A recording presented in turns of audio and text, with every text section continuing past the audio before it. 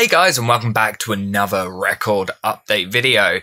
Before getting started, I just want to say thank you to everyone for the constructive criticism on the previous videos. I will admit those videos were very, very long, and people actually kind of called me out and said, just kind of talk less, be more concise. So I'm going to take that into account, and I'm basically just going to do that. I'm going to cut those videos down massively from now on, so let's get into it. So pretty much all of these records are ones that I got for Christmas from someone, or they're ones that I bought using gift cards that I got. Yeah, I'm just going to start off. These are all in order of when I got them.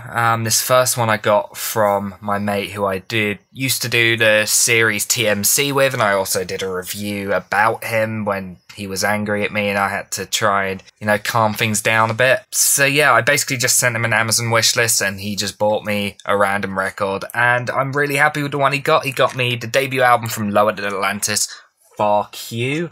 I reviewed their most recent album recently and wasn't too huge on it, and I think as they've gotten more commercial and more of a hard rock / pop rock band, they kind of lost their edge.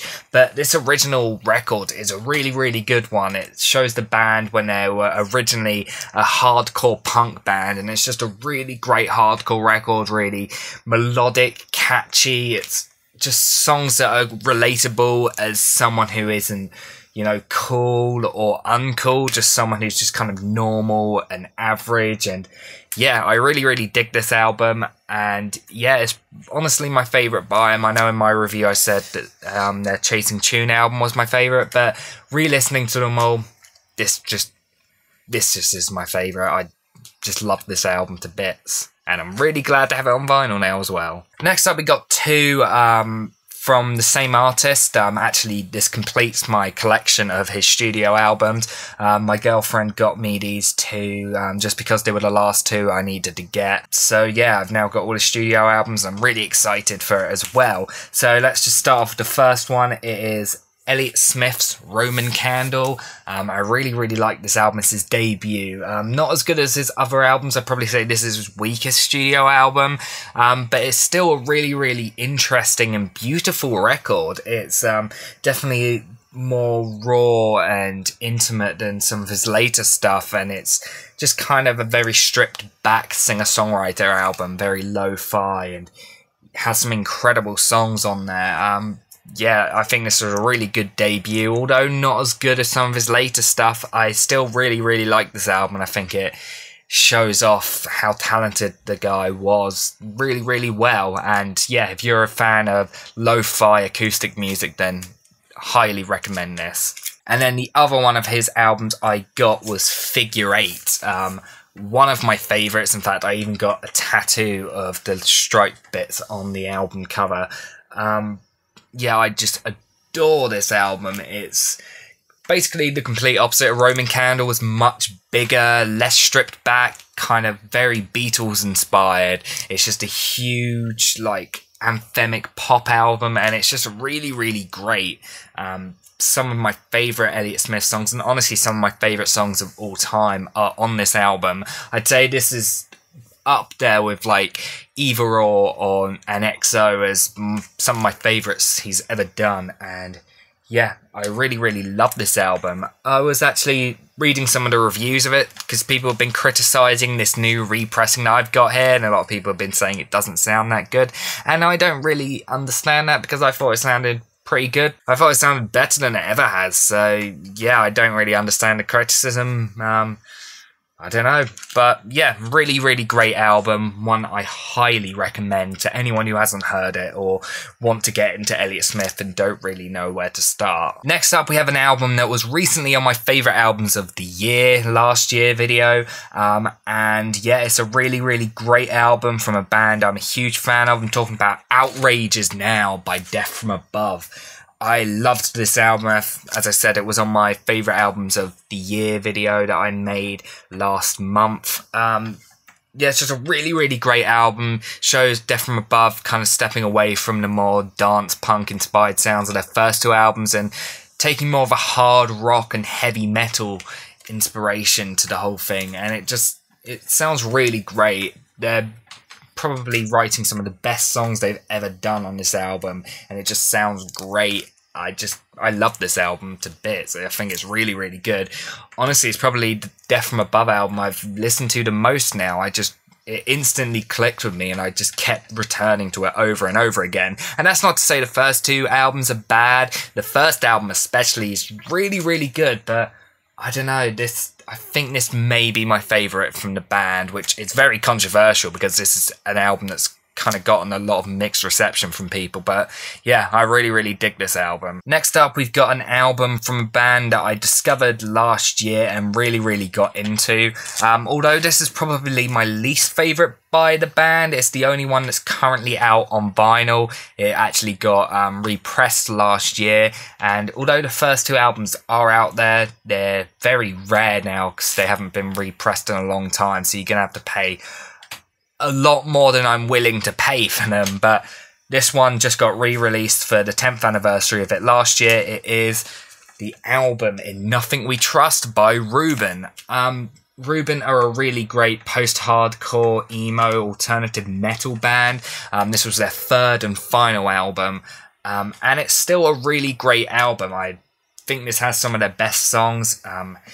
Yeah, I don't really know what else there is to say other than, although it's not as good as the first two, I still really, really dig this album. And it's a shame that they didn't carry on because they were an incredible band. It's a shame I only just discovered them recently because, yeah, they have some incredible songs. And their first album especially is just fantastic. Next up, we have an album that I sadly discovered a little bit late. Otherwise, it would have been on my favourite albums of, I think it was 2015 when it originally came out list. Because when I discovered it, I think in 2016, I just instantly fell in love with it, and although I wasn't huge on their follow-up album, I still think this is a really, really great album from a band that show a lot of promise and are making a lot of waves in the rock community at the moment. I'm talking about the debut album from Highly Suspect, and this album I think is, yeah, Mr. Asylum, a really, really great album.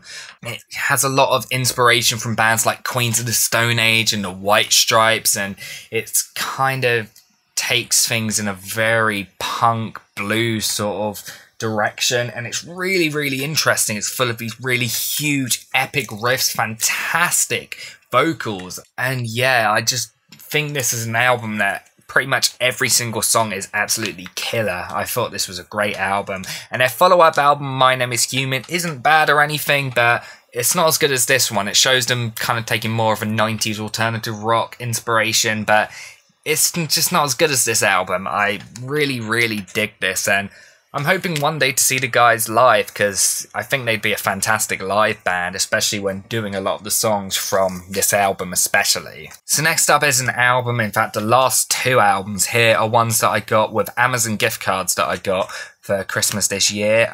This one is an album that I discovered a couple months ago and ended up listening to it about 15 times within a couple weeks. I just instantly connected with it, fell in love with the band. In fact, even though I only discovered them in about October of last year, they actually were in my top 5 most listened to bands on Spotify because I just pretty much listened to them non-stop over the last couple months of the year, and I still kind of am. I'm talking about the incredible album Transgender Dysphoria Blues by Against Me. Against Me, if you don't know it, is a really great American punk band, and this album was written shortly after the lead singer Laura Jane Grace came out as a transgender woman, and this album is all about the dysphoria and stuff that she felt throughout her life. Although it was released a couple of years after her transition had started, the album was pretty much written all before that, so it does feel very deep and personal, and yeah, it does feel very heartbreaking at times to see this side of her that is obviously tortured and just trying to get out but doesn't really know how to. And just every single track on this album is among my favourites the band have ever done. The first time I listened to this album, although I really enjoyed their album New Wave, this album just blew that out the water and just it blew me away. From the second the album started, I knew I had to go out and listen to everything they've ever done, and they've quickly become one of my favourite bands. And when I finally get those Foo Fighters reviews done, Against Me are going to be the first band in this new series I'm going to be doing, where I do a few videos in which I review every single album the band have ever done.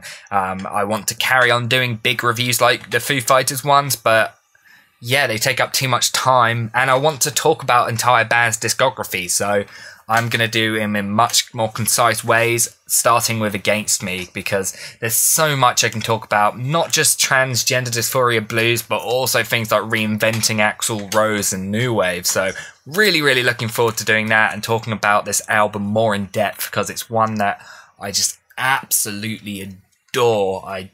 There are no words to describe how incredible this album is. And finally, we get an album that was another one I was kind of late to. In fact, I only actually discovered it, I think, somewhere during last year. I had known of the artist for a long time, and I kind of respected him, although I'd never really listened to him that much. I liked what he was doing, and I liked what I had heard of him. But sometime last year, when he was releasing a new album, I decided to get deep into him and just fell in love with his previous album, and this one especially. It's one that just received unanimous critical praise and success, and it's been considered a classic in the genre even after only being out for a couple of years. I'm talking about the incredible hip-hop album To Pimp a Butterfly by Kendrick Lamar. And this is just an incredible album. I love Damn, and obviously I also love Good Kid, Mad City, but this is by far his best album to date, and I don't think he's ever going to be able to top this thing. It's just a really unique, interesting, well-written album that honestly is just... I'm not even going to lie, I think this may be one of, if not the best rap album I've ever heard. And honestly, I honestly prefer this to things like Straight Outta Compton, which itself is an incredible album as well. I think on this album, Kendrick's songwriting is just incredibly wise and well written. He has some really powerful messages, and the instrumentation was really unique and interesting as well. It takes a lot of inspiration from soul and funk and jazz especially. In fact, it ended up being a big influence on David Bowie's last album, Black Star. Yeah, it's just a really different hip-hop album. It's just unlike anything I've ever heard. So yeah, To Pimp a Butterfly, I haven't listened to the vinyl yet, but I'm really excited because I can imagine it's going to sound incredible, so yeah. And there we go, that's all the vinyls that I got for Christmas this year. I hope you enjoyed this video. I tried to make it a lot shorter and more concise and less in-depth and rambly as the other videos were. I've got a lot of videos planned this year. Hopefully I can get them all done. I've got more ideas now than I've ever had, and I'm really excited to finally get working on a lot of them. And of course, the worst songs of the year list will be out very soon. I'm super excited to make this one because it's going to be a lot of fun, and I think the final product is going to be probably my best one to date, at least I hope so anyway. As well as that, I'm going to have a review of the new Jeff Rosenstock album very soon, because yeah, I can't not talk about that album considering he made two of my favourite albums of this decade so far. So yeah, thanks for watching guys, and I'll see you next time.